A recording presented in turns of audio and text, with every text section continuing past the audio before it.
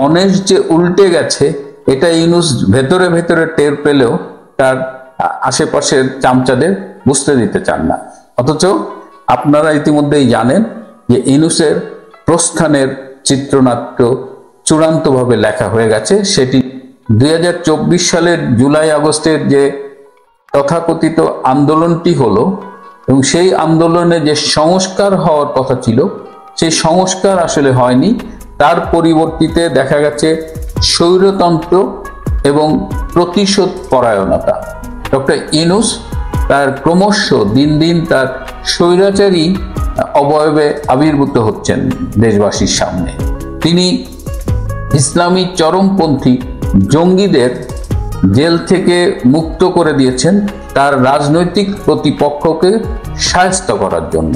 তারা আরো বলেন যে এই যে বুদ্ধিজীবী, সাংবাদিক বা সিভিল সোসাইটির যারা নেতা, বিভিন্ন সংখ্যালঘু যারা রয়েছেন, তাদের বিভিন্ন সংগঠনের নেতা অনেককেই মিথ্যে মামলায় এই ইউনূস প্রশাসন কারাগারে ঢুকিয়েছেন এবং তাদের অনেকের বিরুদ্ধেই রীতিমতো হত্যা মামলা দায়ের করা হয়েছে, যারা হত্যা কিংবা এ ধরনের কোনো অপরাধের ধারে কাছেও ছিল না। এই বিষয়গুলো নিয়ে তারা আলোচনা করছে এবং তারা কিছু ঐতিহাসিক রেফারেন্সও টেনেছেন। যেমন জিমি কার্টার, মার্কিন প্রাক্তন প্রেসিডেন্ট, তিনি আয়াতুল্লাহ খোমেনিকে সমর্থন করেছিলেন ইরান বিপ্লবের সময়।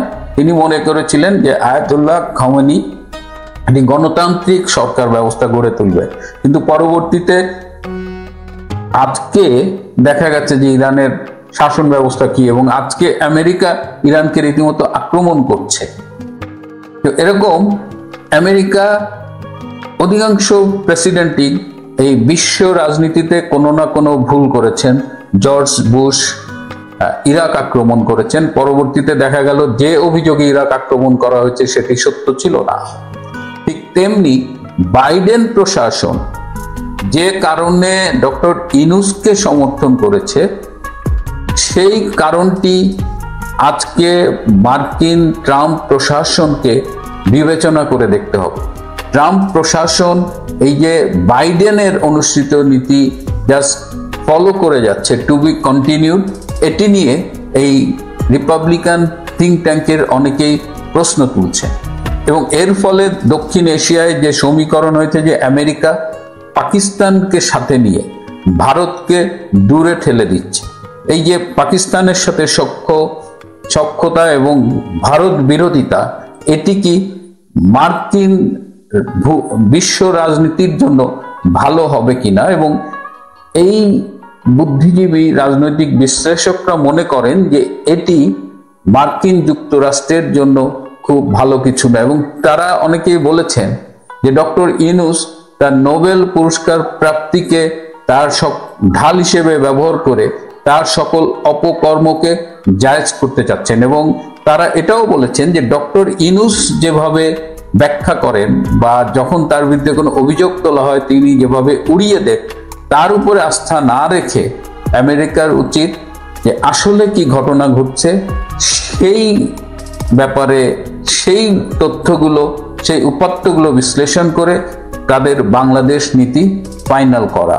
বাইডেনের এবং তার পররাষ্ট্র মন্ত্রী তাদের যে বাংলাদেশ নীতি ছিল তাকে এই থিঙ্ক ট্যাঙ্কের এই পরামর্শদাতারা মনে করছে যে এটি ভুল ছিল এবং বাংলাদেশের বর্তমান যে অবস্থা সেটি কারো জন্যই মঙ্গল বয়ে আনবে না, বরং এই অঞ্চলে একটা ইসলামী সন্ত্রাসবাদের, জঙ্গিবাদের উত্থান ঘটছে যা বিশ্ব শান্তির জন্য হুমকি স্বরূপ।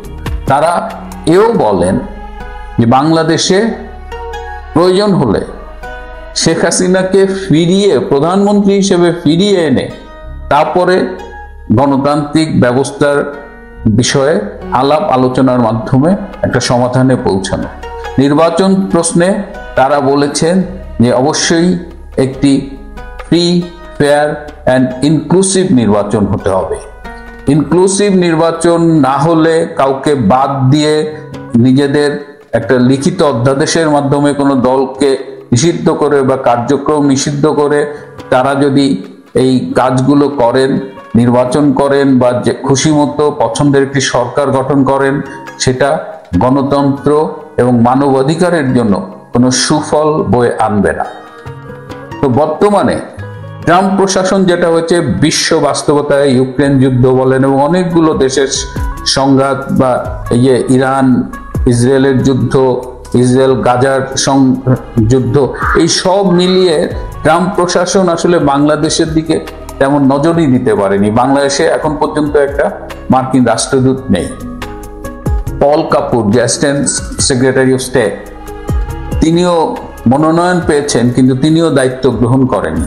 ভারতে নতুন রাষ্ট্রদূত আসছেন। সো এই অবস্থায় ট্রাম্প প্রশাসন এই মুহূর্তে বাংলাদেশের ব্যাপারে কিন্তু তার পলিসি কি সেটা কিন্তু এখনো ঘোষণা করেনি, বরং টু বি কন্টিনিউড। তারা এই বাইডেনের বাংলাদেশ পলিসি ফলো করছে, যেটা তারা মনে করছেন যে এটা ঠিক না, এটা ভুল এবং এটা এই আঞ্চলিক অস্থিতিশীলতার অন্যতম কারণ হবে এবং বিশ্ব শান্তি বিঘ্নিত করবার জন্য হবে। এবং তারা আরো বলেছেন, খুব পার্টিকুলারলি বলেছেন যে আমেরিকার উচিত হবে জামাতে ইসলামী বাংলাদেশ নামের রাজনৈতিক দলটাকে সন্ত্রাসী সংগঠন হিসেবে ঘোষণা করে এটার বিরুদ্ধে স্যাংশন জারি করা। তো এই ইউনুসের ব্যাপারে যখন আমেরিকায় এই ধারণা গড়ে উঠছে, তখন ইউনুস বাংলাদেশে বসে তার ফ্যান ফলোয়ারদের আওয়াজ দেন, যতদিন তার সাথে আমেরিকা আছে ততদিন ভারত কিছুই করতে পারবে না। কিন্তু ডক্টর ইউনুস মাঝে মধ্যেই বিভিন্ন সচিবদের সাথে যমুনায় মিটিংয়ে বসে।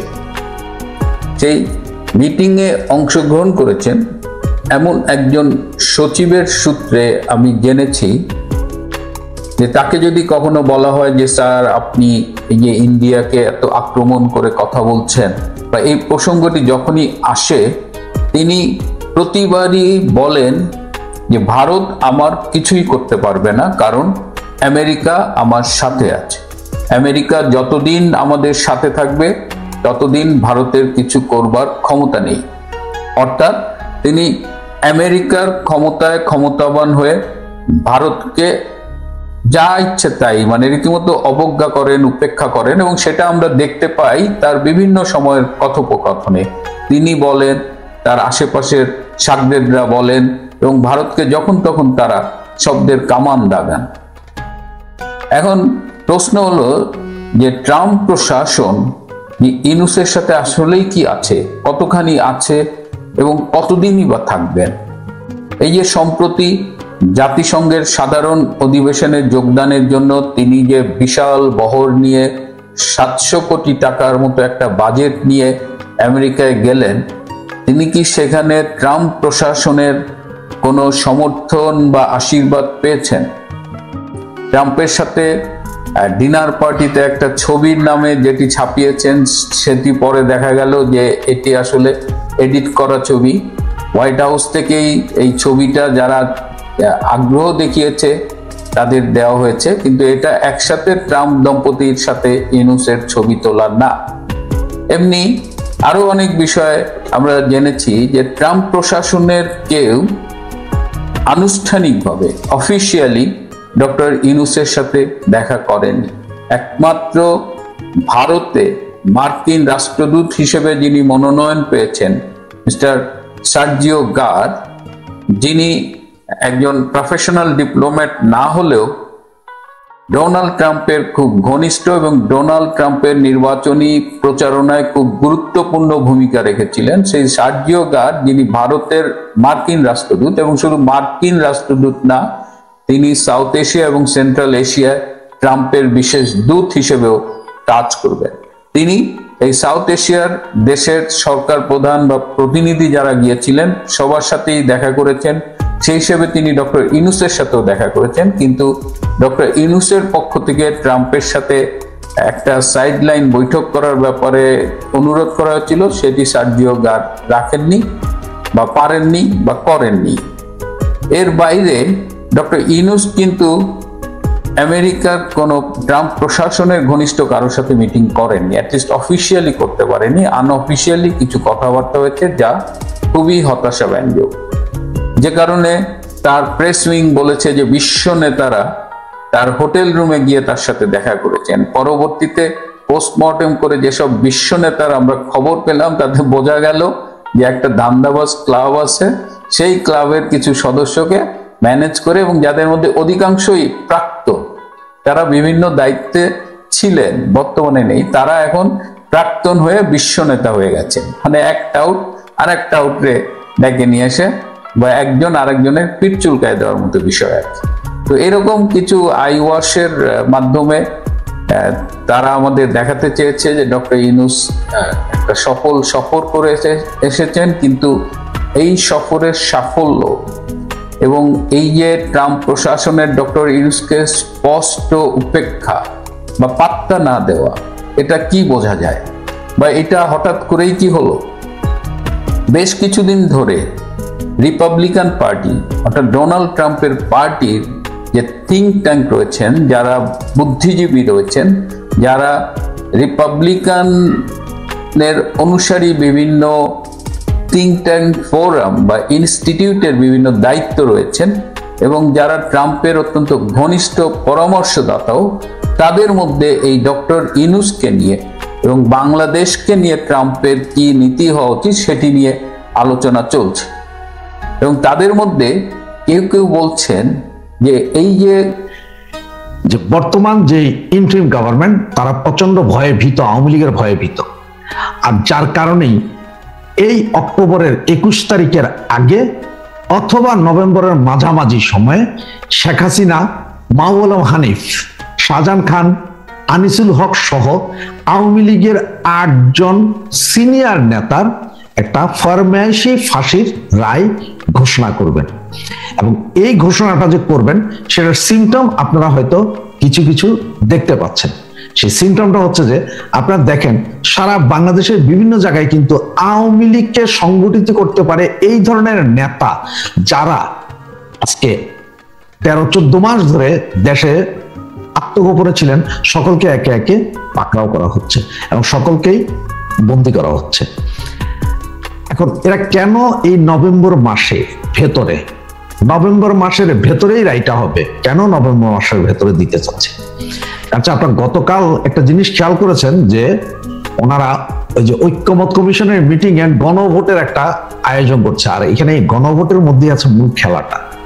এই গণভোটটা দিয়ে হানা একটা ভোট, যে হানা ভোটটা আসলে কোনো কথাই না, সরকার যে পক্ষে থাকে সেখানেই জিতে, সবসময় হাই জয়যুক্ত হয়, না কখনো জয়যুক্ত হয় না। এর আগের 3টা গণভোটও আপনারা দেখেছেন, যারা মুরব্বীরা আছেন 50-এর অধিক যাদের বয়স, ওনারা সেই জিয়া রহমানের হানা ভোট, এরশাদের হানা ভোট, এরপর শাহাবুদ্দিন সাহেবের জন্য হানা ভোট দেখেছেন, এবং এখনকার হানা ভোট। এই হানা ভোট হওয়ার পরপরই হয়তো এই ইন্টারিম গভর্নমেন্ট জামাতের সহযোগিতা বলবেন যে এই সরকার তার চেঞ্জ করার দরকার নেই, কারণ এটা তো বিপ্লবী সরকারের মতো বা আপনার জুলাই আন্দোলনের সরকার হয়ে গেছে, সুতরাং কোনো নির্বাচনের দরকার নেই, এই সরকার প্রয়োজনে আরো 5 বছর থাকবে, আমরা এই করবো সেই করবো। আর যেটাতেই এখন ভয়, এদের সময় ভয় হচ্ছে যে আওয়ামী লীগ, এই নির্বাচন হয়তো আওয়ামী লীগ হইতে দিবে না, এবং আওয়ামী লীগ বিহীন কোন নির্বাচন হবে না। আওয়ামী লীগের সাথে কথা না বলে আপনি আওয়ামী লীগকে সাইড লাইনে রেখে নির্বাচন করতে পারবেন, কারণ আওয়ামী লীগ বিহীন নির্বাচন হবে না, এটা তারা জানে। এবং তারা দেখেছে যে গত 14 মাসে এত কিছু করার পরও আওয়ামী লীগকে ঠেকানো যাচ্ছে না, শেখ হাসিনাকে ঠেকানো যাচ্ছে না। আর তাই এখন তারা, এবং যেহেতু ইন্টারন্যাশনাল বিভিন্ন চাপ আছে, বিভিন্ন দেশগুলো চাপ প্রয়োগ করছে যে আওয়ামী লীগ বিহীন নির্বাচন যাতে না করা হয়, এবং ইনক্লুসিভ নির্বাচনের কথা বলা হচ্ছে। আর এই কারণেই তারা শেখ হাসিনা সহ 8 জনের ফাঁসির রায় প্রস্তুত করে রেখেছে, যেটা এখন শুধু প্রকাশের বাকি। যে কোনো মুহূর্তে, মানে 21 তারিখের আগে, এই অক্টোবরের 21 তারিখের আগে অথবা নভেম্বরের যে কোনো সময় এ রায় দিয়ে দিবে। কিন্তু এরা ভুলে গেছে যে এরই নাম শেখ হাসিনা। শেখ হাসিনার জন্ম 1947 সালের সেপ্টেম্বর মাসের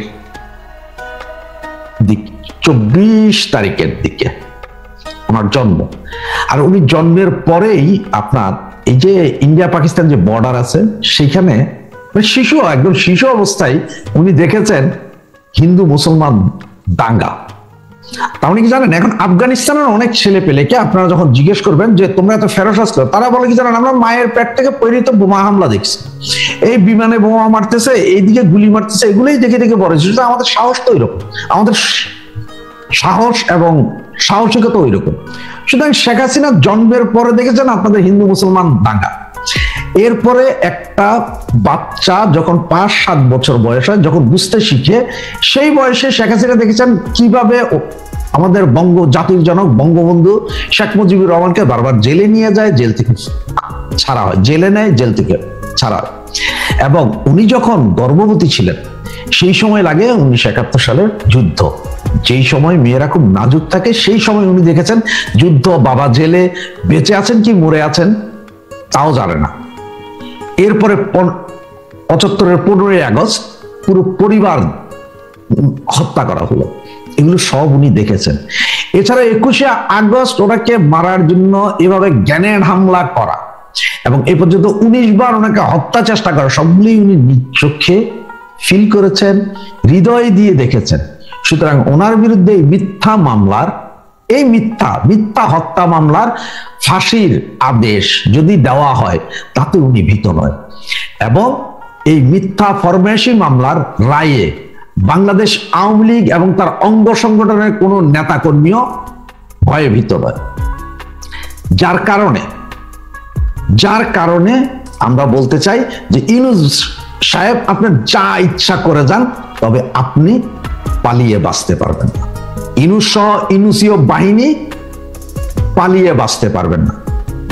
সুতরাং এখন এই নির্বাচন এবং তাদের পথকে, তাদের যে পথ, এই যে এই গভর্নমেন্ট, ইউনূসীয় গভর্নমেন্টের যেই চলার পথ, এটাকে মুক্ত করার জন্য এবং মসৃণ করার জন্যই ওনারা এখন শেখ হাসিনা সহ আমাদের জননেত্রী মাননীয় প্রধানমন্ত্রী শেখ হাসিনা সহ 8 জনের বিরুদ্ধে মামলার রায় অলরেডি প্রস্তুত। এটা জাস্ট শুধু এই যে ক্যাঙ্গারু কোর্ট, যেটা ইন্টারন্যাশনাল ট্রাইব্যুনাল, এটাতে দিয়ে প্রকাশ করা হবে। এই নিউজটি 100% একুরেট। আপনারা আজকে দেখেন, আমি বলছি আগামী 3 থেকে 4 দিনের ভিতরে বাংলাদেশের আরো অনেক সাংবাদিক, ইউটিউবাররা বলবে। দেখতে থাকুন, এখনই আমাকে গাল দিয়েন না, দেখতে থাকুন যে কি হয়। এই সরকারের নানা কিছু কিন্তু গুটিয়ে আসছে মানে হচ্ছে এনসিপির বক্তব্যে সেটা স্পষ্ট। এনসিপির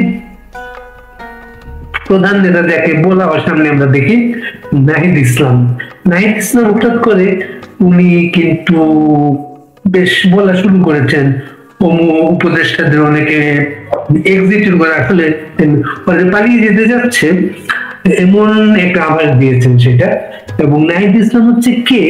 নাহিদ ইসলামকে বলা হচ্ছিল তিনি নাকি বাংলাদেশের আগামী দিনের প্রধানমন্ত্রী। এমন একটা অবস্থা, উনি নিজে এখন খুব হতাশায় আছেন, কারণ তাদের যে দলটা, এটা কিছু হয় নাই। মাঝখানে তারা কি করলো, ওই যে গণ অধিকার পরিষদের সাথে মিশে যাওয়ার কথা একটা শুনছিলেন, সেটাও আগায় নেই। এই কারণে গণ অধিকার পরিষদের কোনো লোকজন নাই, তাদেরও লোকজন নাই, মানে 0+0 করে আরেকটা 0 হবে, এর জন্য সেটা হয়। নাহিদ ইসলাম যে কথাটা বলেছে, উপদেষ্টাদের অনেকে চাচ্ছেন, মানে পালিয়ে যেতে যাচ্ছেন। সবার আগে কিন্তু এই পালানোর ব্যাপারটা ইউনূসের। ইউনূস হচ্ছেন বাংলাদেশের এমন একটা ব্যক্তি, বাংলাদেশে বিভিন্ন সময় কেয়ারটেকার গভর্নমেন্ট প্রধানরা এসেছেন, তাদের যে ব্যক্তিগত লোক খেয়াল করে নেন, বাইবেল ছিল না। একজন বিচারপতি শাহাবুদ্দিন, তিনি কি করেছিলেন, তিনি আসার আগে বলেছিলেন, শর্ত দিয়েছিলেন যে তাকে আবার সুপ্রিম কোর্টে ফেরত দিতে হবে, এই ব্যবস্থা করতে হবে। সেটা করা হয়েছিল, এর জন্য সংবিধান সংশোধন করতে হচ্ছে। কিন্তু এই যে ইউনূস হচ্ছে বাংলাদেশের সেই ব্যক্তিটা যিনি ক্ষমতাটা নিতে গিয়ে এত বেশি নিয়ে ফেলেছেন, এর মাঝে মানে কনফ্লিক্ট অফ ইন্টারেস্ট যেটা আর কি। তিনি এখানে বসে তার নিজের সুদ মকুব করেছেন, তিনি এখানে বসে তার প্রতিষ্ঠানদের ট্যাক্স ফ্রি করেছেন, তিনি এখানে বসে আদর ব্যবসার লাইসেন্স নিয়েছেন, তিনি এখানে বসে নানা কিছু যা যা বলা যায় ইউনিভার্সিটি নিয়ে দীক্ষতা নিয়েছেন। এইভাবে কিন্তু ইউনুস কিন্তু এখন দেশের সবচেয়ে বড় কর্পোরেট হাউসের মালিক। আগে কর্পোরেট হাউস বলা হতো যেন বসুন্ধরা বা স্কয়ার, এইসব বিষয়গুলো কর্পোরেট হাউস বড় ছিল, কিন্তু এখন কিন্তু সবচেয়ে বড় কর্পোরেট হাউস হচ্ছে ইউনুস গ্রামীণ ব্যাংক ইত্যাদি ইত্যাদি। এদের অপরাধ গুলা এত বেড়ে গেছে, মানুষের উপর নির্যাতন করা, মানুষকে টর্চার করা, ফ্যামিলিকে টর্চার করা, এগুলো এমন অবস্থা চলে গেছে। মানে আওয়ামী লীগ ছাত্রলীগ এসে 32 নম্বর থেকে শুরু করে যত বাড়িঘর সারাচ্ছে ভাঙা হয়েছে, বুলডোজার দিয়ে ভাঙা হয়েছে এগুলা। এবং এর কথা শুরু হয়ে গেছে আগামী একদিন সারা বাংলাদেশের যত গ্রামীণ ব্যাংকের অফিস যেগুলো আছে সেগুলো কিন্তু ছাত্রলীগের অফিস হবে। বলেন এটা হয়তো হবে না, কিন্তু এটা কিন্তু আওয়াজ, কিন্তু এই আওয়াজটা এমন ভাবে হচ্ছে, সেটা কিন্তু এই আওয়াজটাকে একটু আমরেলা দেওয়ার জন্য আপনি দেখেছেন যে জাতিসংঘ অধিবেশনে 3টা দলের লোক নেওয়া হয়েছে, কিন্তু 3টা দলের লোক নিয়ে তাদের সাথে সম্পর্ক ভালো হয়নি, সম্পর্ক খারাপ হয়েছে এই কারণে এত মিসম্যানেজমেন্টের কারণে আমেরিকায় গিয়ে ইউনুসরা তার উপদেষ্টাদের নিয়ে এক পথে নিরাপদে বেরিয়ে গেলেন, আর এদেরকে তোপের মুখে ফেললেন। এবং তোপের মুখে যারা সারা দেশে মানুষকে অত্যাচার করে, কোর্টে হামলা করে, ভায়োলেন্স করে, তাদেরকে একটা ডিম পোড়ার আঘাতটা এত বেশি হয়ে গেছে যে তারা এটাই সহ্য করতে পারেনি। তাদের এর আগের বার জাতিসংঘে যখন ইউনুস গেলেন, তখন যে মাস্টার মাইন্ড যাকে বলা হয়েছিল, সেই মাস্টার মাইন্ডে মাহফুজের অবস্থা খুবই করুণ অবস্থা। বেচারা এখন বছর বলেছে, কারণ বেচারা লন্ডনে গিয়ে দেখে তাকে মারধর করে মানুষ, আমেরিকায় গিয়ে মারধর করে মানুষ, যেখানে মারধর করে মানুষ। বাংলাদেশে কোথাও এদের কিন্তু পুলিশ পাহারা, সেনাবাহিনীর পাহারা ছাড়া যাওয়ার কোনো পথ নেই, এটা তার বুঝে ফেলেছে। এর জন্য সর্বশেষ হতাশায় মাহফুজ, যে মাস্টারম্যান বলা হচ্ছিল, মাহফুজ বলছে সে তার চাকরি নিয়ে খুবই চিন্তিত, কোন দিন নেমে যেতে হয়, কোন দিন হারিয়ে যায় ইত্যাদি ইত্যাদি। এবং আওয়ামী লীগ বিএনপি জামাতকে এমন ভাবে তারা অভিযুক্ত করেছে যে তারা সবকিছু নিয়ে ফেলেছে, প্রশাসন নিয়ে ফেলেছে, ইউনিভার্সিটি নিয়ে ফেলেছে, সবকিছু নিয়ে ফেলেছে, মানে তাদের আর কোনো জায়গা নেই। এখন এই যে ইউনুসের নাহিদ যেটা বললো যে যারা সেইফেদির চাচ্ছেন, সেইফেদির কে চাইতে পারে যে উপদেষ্টা মনে করেন, সবার আগে নাম আসবে আসিফ নজরুল আইন অনেকে আদর করে সেকেন্ড গভর্নমেন্টে বলেন, এবং তার মাধ্যমে যত করাপশন, যত অনাচার, যত অবিচার আইন মন্ত্রণালয় বাংলাদেশে হয়েছে, এইটার জন্য তাকে দরকার, সেখানে থাকতে পারবে না। আইনমন্ত্রী, স্বরাষ্ট্র উপদেষ্টা, গণপূর্ত উপদেষ্টা, ইত্যাদি, যাদেরকে আপনি আমেরিকায় দেখেছেন ইউনিভার্সিটি টিমে, এরা হয়তো পথ করে এসেছে, এদের যেতেই হবে সেটা। এবং এরা কি পরিমাণ পাচার করেছে এর মাঝে, সেটা নিয়ে নানা গল্পগুলো আসতে শুরু করেছে, যেটা নাহিদ একটু হুঁশিয়ারি দিয়ে বলেছে এগুলা তারা প্রকাশ করবে। বেচারা যাকে ভবিষ্যৎ প্রধানমন্ত্রী বলা হচ্ছিল, সেই প্রধানমন্ত্রী হতাশায় সে এখন এদের লুটপাট, অরাজকতা, এদের পালিয়ে যাওয়ার নানা কাহিনী ইন্টারভিউ দিয়ে বলেছে তারা এগুলো প্রকাশ করবে। সরকারের একটা লেজের উপরে অবস্থা সর্বশেষ আপনি দেখবেন এই ঐক্যমত্য কমিশন নামে যে কমিশনটা জোর করে বাংলাদেশের মানুষকে চাকিয়ে দেওয়ার চেষ্টা করছে, এই করবো সেই করবো। আপনি চিন্তা করেন, সর্বশেষ বলা হয়েছে গণভোটের ব্যাপারে নাকি সবাই একমত, কিন্তু গণভোটের ব্যাপারে যে একমত না, এইটা এই মিটিং গুলো যারা ছিলেন তাদের মধ্যে স্পষ্ট। গণভোটের আপনি ইতিহাসটা দেখেন বাংলাদেশের, বাংলাদেশে 3টা গণভোট হয়েছে এখন পর্যন্ত। একটা জিয়াউর রহমানের, একটা হচ্ছে এরশাদের, একটা বিচারপতি শাহাবুদ্দিনের। 3টা গণভোটের অভিজ্ঞতা হচ্ছে বাংলাদেশে মানুষ ভোট দিতে যায় না। এবং সবচেয়ে বাংলাদেশে প্রথম মানে ভোট ডাকাতি না, সমুদ্র ডাকাতির ইলেকশনটা ছিল জিয়াউর রহমানের হানা ভোট। ওই হানা ভোটের মাধ্যমে সে আইনগত সুবিধা নিয়েছিল যে তাকে নাকি বাংলাদেশে সবাই খুব পছন্দ করেন, তার 18 দফা 19 দফা এগুলো সব মানুষ পছন্দ করেন, ঠিক জিয়ার মতো এরশাদ করেছিল একটা। তারপরে বিচারপতি শাহাবুদ্দিন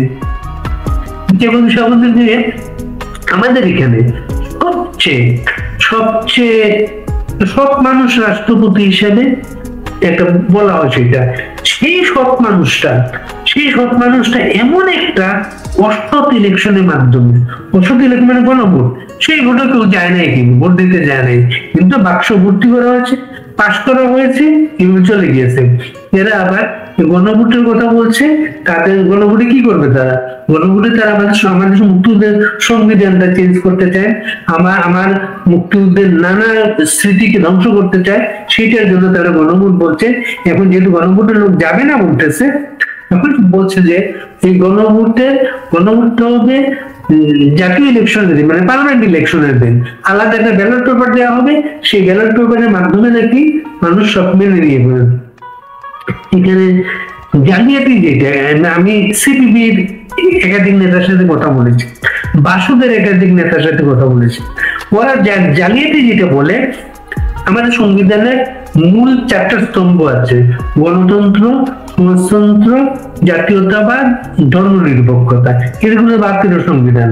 এখন ধর্মনিরপেক্ষতা ওইভাবে আমাদের এখানে কথাই ছিল, কাজে ছিল না, আর সমাজতন্ত্রের বিষয়টাও কথাই ছিল, কাজে ছিল না। এখন ওই যে মূলনীতির জায়গাটা, ওই মূলনীতির জায়গাটা যে এরা রাখছে না, এইটা তারা ওই তাদের মিটিং এ সরাসরি বলে না তারা। বিএনপির অ্যাপ্রোচটা হচ্ছে কোনোভাবে এরা চলে যাক, বলতেছে ঠিক আছে সবই আমরা করবো, এই করবো সেই করবো, এরা কোনোভাবে যাতে পার করতে যাচ্ছে। জামাত বলছে, এনসিপি বলছে পিয়ার পদ্ধতি, ইলেকশনের আগে ডিসেম্বরের মধ্যে তাদের জুলাই সনদ এগুলো বাস্তবায়ন ছাড়া তারা এগুলো ইলেকশন করতে দেবে না, একটা দিতে দেবে। যে এনসিপি সর্বশেষ আরেকটা আবদার হচ্ছে শাপলা প্রতীকটা তাদের দিতে হবে। শাপলা আমার জাতীয় ফুল, শাপলা কোনো দলের নির্বাচনী মার্কা হতে পারে না। যদি তাদেরকে তাদের ইয়েতে যদি দেয়া হয়, এইটা কিন্তু বাংলাদেশের মানুষ ভবিষ্যতে এগুলো মানবে না। আর আপনি দেখেন ঐক্যমত্যের কথা বলে এমন একটা ভবিষ্যতের জন্য বিষ পোয়া রাখা হচ্ছে, যেখানে বাংলাদেশের অর্ধেক মানুষের কথা বলা হচ্ছে না। অর্ধেক মানুষ কি? এখন এখানে বিএনপি আছে, জামাত আছে, এনসিপি আছে, ইত্যাদি দোষ আছে। এরা হচ্ছে সব এন্টি আওয়ামী লীগ দল। বাংলাদেশের রাজনৈতিক দল হচ্ছে 2টা, আওয়ামী লীগ এবং এন্টি আওয়ামী লীগ। এন্টি আওয়ামী লীগ দলগুলা মিলে তারা ভাগাভাগি করতেছে এখানে। আর আওয়ামী লীগ যে মুক্তিযুদ্ধের পক্ষের যে মূলধারা, আওয়ামী লীগ আর মুক্তিযুদ্ধের পক্ষে মূলধারা, এই মূলধারার সঙ্গে আওয়ামী লীগ, 14 দল, জাতীয় পার্টি, এগুলাকে মাইনাস করে তারা একটা কিছু করে ফেলতে চায়। করে ফেলা যাবে, টিকবে না। কারণ আপনি খেয়াল করবেন, বাংলাদেশে সর্বশেষ জাতিসংঘের যে বক্তব্যটা পরিবর্তন এসেছে। জাতিসংঘের আগের বক্তব্য ছিল একটা ইলেকশন হয়ে যাক, মানে এখন জাতিসংঘ বলা শুরু করেছে ইলেকশন হতে হবে সবাইকে নিয়ে। কারণটা হচ্ছে সবাইকে নিয়ে যদি ইলেকশন না হয়, এটাতে আপাতত ইলেকশন হবে। এখন আপাতত ইলেকশনের জন্য বাংলাদেশের ইলেকশনটা খুব দরকার, এই কারণে বাংলাদেশের সমস্ত বিদেশি বিনিয়োগ গুলা থমকে গেছে। বিদেশি বিনিয়োগকারীরা তারা এখানে আসছে না নতুন করে। বড় একটা বিনিয়োগকারী মনে করেন ইন্ডিয়ার অনেক কাজকর্ম ছিল এখানে, ওগুলো বন্ধ। এখন ইন্ডিয়ার সাথে কোনো সম্পর্ক উন্নতিও হয় নাই এবং উন্নতি করার কোনো লক্ষণও নেই। মানে একটা প্রো পাকিস্তানি দল, প্রো পাকিস্তানের জোট ইউনিসের নেতৃত্বে ক্ষমতা দখল করেছে। তারা আমেরিকার সাথে আমাদেরকে না জানিয়ে, বাংলাদেশের মানুষকে না জানিয়ে নানা কিছু করছেন। এবং আপনার ওই যে সেন্ট মার্টিন যে যেতে পারে না মানুষ, এই নানা কিছু তারা কিন্তু কোনো একটা গোপন আটক করে ফেলেছে, সেইটার মাধ্যমে তারা মানুষকে বোকা বানানোর চেষ্টা করছে। যত বোকা বানাক না কেন, এগুলো হচ্ছে মুক্তিযুদ্ধের পক্ষের বাংলাদেশ, এখানে এগুলো চলবে না। আপনি পুরোনো লোকদের সাথে এটা কথা বলবেন, আমার মুক্তিযুদ্ধের প্রথম স্লোগানটা কি ছিল? বাঁশের লাঠি তৈরি করো, বাংলাদেশ স্বাধীন করো। বাঁশের লাঠি তৈরি দিয়ে কিন্তু আমরা পাকিস্তানের মতো একটা শক্তিশালী প্রজন্মকে, শক্তিশালী বাহিনীকে পরাজিত করেছি। বাংলাদেশের যত চালাকি করা হোক না কেন, যত ভাবে, এগুলো কেউ টিকবে না। এই টিকবে না বলে এখন এই পলায়নের কথাগুলো আসছে, এক্সিটের কথাগুলো আসছে। এক্সিট আরেকটা যে কারণ আমি আপনাদেরকে, আমি যত খোঁজ খবর নিয়েছি, এই অক্টোবর মাস, নভেম্বর মাস, এই দুটো মাস খুবই গুরুত্বপূর্ণ মাস বাংলাদেশের ভবিষ্যতের জন্য। এই অক্টোবরের শেষের দিকে অথবা নভেম্বরের মধ্যে তারা কিন্তু শেখ হাসিনা ফাঁসির রায় একটা লেখা আছে, এটা তারা প্রকাশ করবেন। এবং সর্বশেষ এখানে কি করা হয়েছে, ওই কয়েকদিন আগে মাহমুদ হানিফ, আওয়ামী লীগের যে নেতা, একজন অনেকদিন তার কোনো সারশব্দ ছিল না, তিনি একটু ফেসবুকে লেখালেখি শুরু করেছিলেন। শুরু করা দেখেই কিন্তু ওই ভয়ে ওর নামেও কিন্তু একটা মামলা তৈরি করা হয়েছে। এই তৈরিগুলা কোনো নকশা যে থাকবে না, মানুষের সেন্টিমেন্ট গুলো আপনি দেখেন।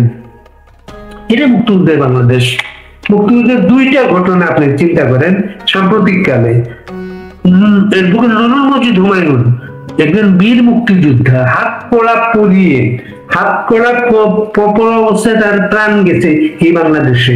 এবং হাত কড়া এবং যে তার জানাজানি যে বাধা তৈরি করা হচ্ছিল, সেই বাধা অতিক্রম করে মানুষের যে জনস্রোত, সেটা কিন্তু একটা সিগন্যাল কিন্তু তাদের জন্য।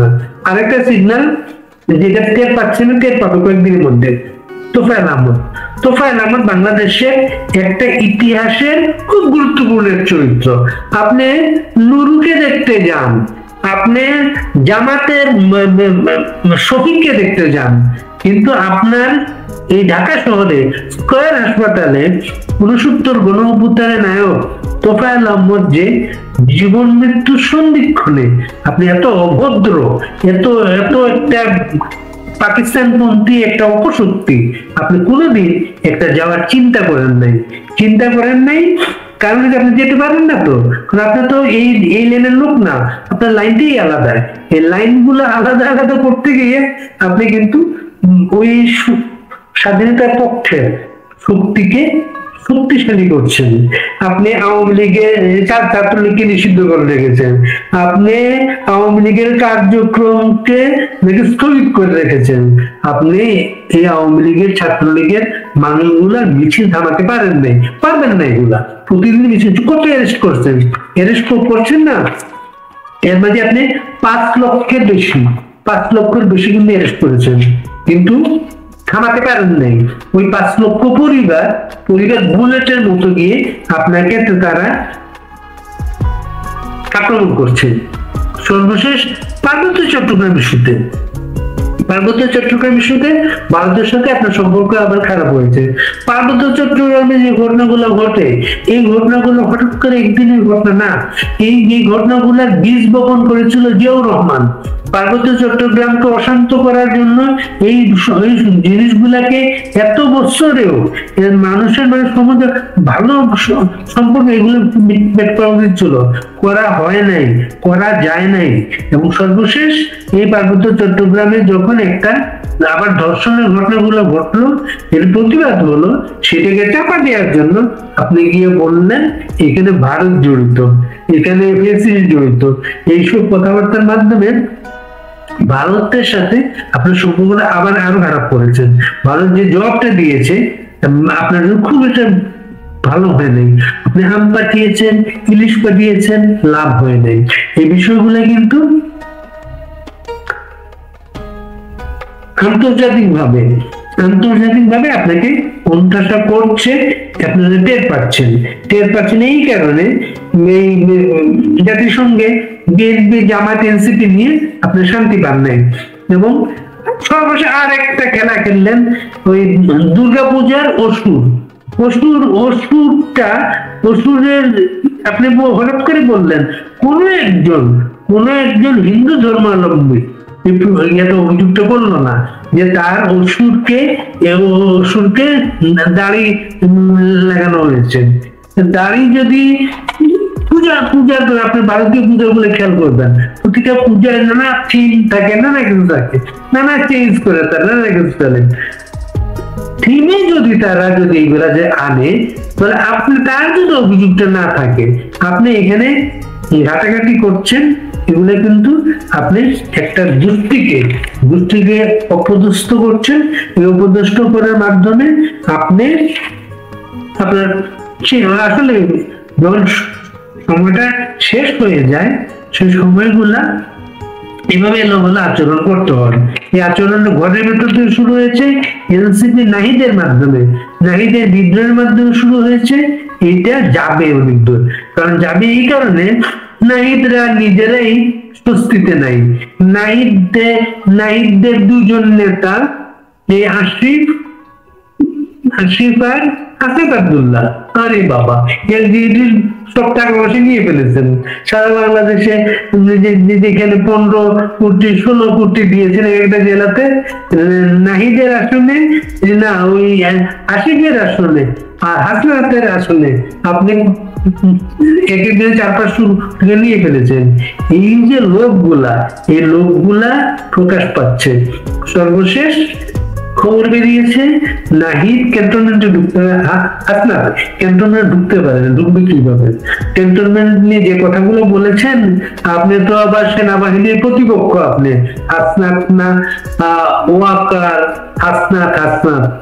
আপনি তো আর একটা সেনাবাহিনীর প্রধান, আপনি তো ওই ওয়াকার ক্যান্টনমেন্টে আপনি ঢুকতে পারেন না। আপনার ক্যান্টনমেন্টে আপনি থাকতে পারলেই হয় আর কি। এবং সর্বশেষ বিসিবি ইলেকশনে যে ঘটনাটা ঘটলো, এটা কিন্তু একটা বড় ঘটনা হতে পারে। এটা যদি আইসিসির কাছে যায়, বাংলাদেশের ক্রিকেট ক্ষতিগ্রস্ত হতে পারে। এটা খুবই স্পর্শকাতর ব্যাপার, যেটা আপনারা ভাবছেন না, সেটা আপনার এই আরেকটা অগ্নিগর্ভ পরিস্থিতি করছেন। এবং আরো বলি, খুব ছোট বড় একটা ব্যাপার, কিন্তু সবকিছু কানেক্টেড হয়ে যায়। হুমায়ুন আহমেদ একটা মানুষ, একটা মানুষ, সবচেয়ে জনপ্রিয় লেখক বাংলাদেশের। তার বই পড়ে হচ্ছে বাংলাদেশের সবচেয়ে বেশি মানুষ কিনে পড়েন। এই হুমায়ুন আহমেদের দুটা সংসার, একটা সংসার সাবেক, বর্তমান সংসার অমুক। বর্তমান সংসারের শাওন মাঝে মাঝে যেসব বিবৃতি দেয়, এগুলা আপনার জন্য একটু এম্বারেসিং অবস্থা তৈরি করে। এবং এই পাল্টা করতে গিয়ে গুলতেকিনের মাধ্যমে যে মাঠে এসেছেন, গুলতেকিনের মা শিলার মা গুলতেকিন এবং আসিফ নজরুলের শাশুড়ি গুলতেকিন, এইগুলা কিন্তু যোগ করে, এই যোগ ওই যোগ, এই যোগগুলা কিন্তু আপনারা আপনাদের পদগুলো তৈরি করছেন। এর মাঝে জামাতের মাধ্যমে আপনারা একটা লাইন চান, বিএনপির কাছে একটা এক্সিট চান, এনসিপির কাছে এনসিপি আপনাদের প্রতারিত, সব মিলিয়ে আপনারা একটা যেদিকে যাচ্ছেন ভালো হচ্ছে না, আপনাদের ভালো হবে না, আপনার নিয়োগ গুলো ভালো না তো। এবং শেখ হাসিনা যেদিন আপনি রায়টা দেবেন না, আপনার মানুষ তো জানে আপনি শেখ হাসিনাকে কি চান, কেন শেখ হাসিনার বিরুদ্ধে আপনি এত ক্ষিপ্ত। কারণ শেখ হাসিনা ওই আদালতে ওই যুদ্ধ অপরাধীদের বিচার করেছিল, ওই যুদ্ধ অপরাধীর উকিল নিয়ে আপনি শেখ হাসিনাকে ফাঁসি দেবেন, ওইটা কিন্তু আপনার এক্সিটটা, আপনি এক্সিট করতেছেন না, ওই এক্সিট কিন্তু ওইটা বড় একটা এক্সিট তৈরি করে দেবে কিন্তু আপনাকে। এবং এই ডিসেম্বর ডিসেম্বর না, নভেম্বরের মধ্যে আপনার এক্সিটের নানা পথ তৈরি হয়ে যাবে। ওইসব ঐক্যমত্য কমিশন, আওয়ামী লীগ, মুক্তিযুদ্ধের পক্ষকে বাদ দিয়ে ঐক্যমত্য কমিশন আপনার হবে টবে না। এই হবে টবে না যে এটা টের পাবেন খুব তাড়াতাড়ি। প্রতিদিন দেখবেন আমরা এই কথাগুলো নিয়ে আসবো আপনাদের সামনে। আপনাদের আইডিয়া গুলা থাকলে আমাদেরকে দেবেন, সেটাও করবেন। শেষ করি তোফায়েল আমাদের কথা দিয়ে। আমি সারা খোঁজ নিচ্ছিলাম, তোফায়েল আমাদের খুব সংকটাপন্ন অবস্থা।